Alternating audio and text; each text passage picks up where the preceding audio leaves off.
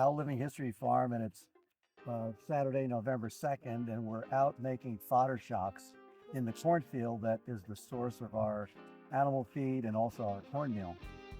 And these are the empty stalks, which we're going to use for bedding. And we're protecting them from getting wet and deteriorating by putting them into arrangements in the field called shocks.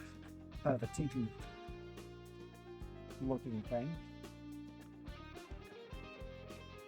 And to cut the corn stalks, there's two ways to do it. One is with a corn knife, which is basically a blade at the end of a stick that you use like a machete. You just cut it individually. Or in this case, we're using a machine that does that, and as it cuts each stalk, it gathers them into a bundle and ties a string around it.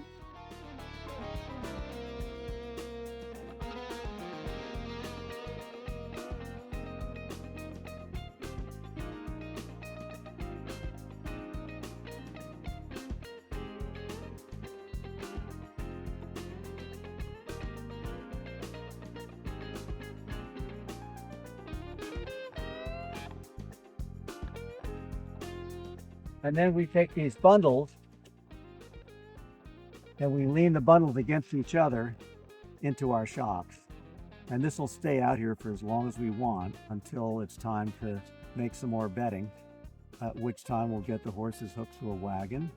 We'll come out here and we'll fill the wagon with these stalks, take it back to the barn, and then run it through what's called a fodder chopper, which is either, it's a crank-driven machine that cuts the stalk into little thumb-sized pieces. And when you put that down in a horse's stall or sheep stall and they trample it, it crushes the outer fiber of the stalk, and inside there's a pithy material which is absorbent, so it does make pretty good bedding. So this is bedding, and it's really important for us this year because we didn't get very much straw from our small grains, oats and wheat, and that's our primary source of bedding. But if we weren't going to make bedding from this, we would simply go over it with a mower and chop it up, and then it would get plowed back in and be organic material. So one way or another, it winds up on the field, because if it first goes into the barn and is used to absorb urine and manure from the animals, it then goes into a manure spreader and it comes back out on the farm, on this field. So one way or another, all this, stalk material winds up here. Well, how many bundles per shock?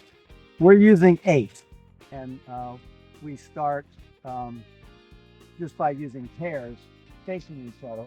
I'm looking at these 2 rows of corn here, and I'm seeing that if you use these as an anchor and these as an anchor,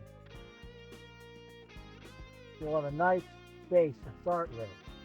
So again, first thing is to get all the bottom of the stalk down. So you do that by, and then you're going to put it on, just go right down on top. It's anchored on top of 2 stalks, and it's going to lean in against the one that we're going to anchor over here. Okay, so now we've got the first 2. Now the next ones we're going to lean at right angles to those. One person can do this, by the way, if you anchor it properly. Okay, so there's 4. Now the next pair goes diagonally into this slot.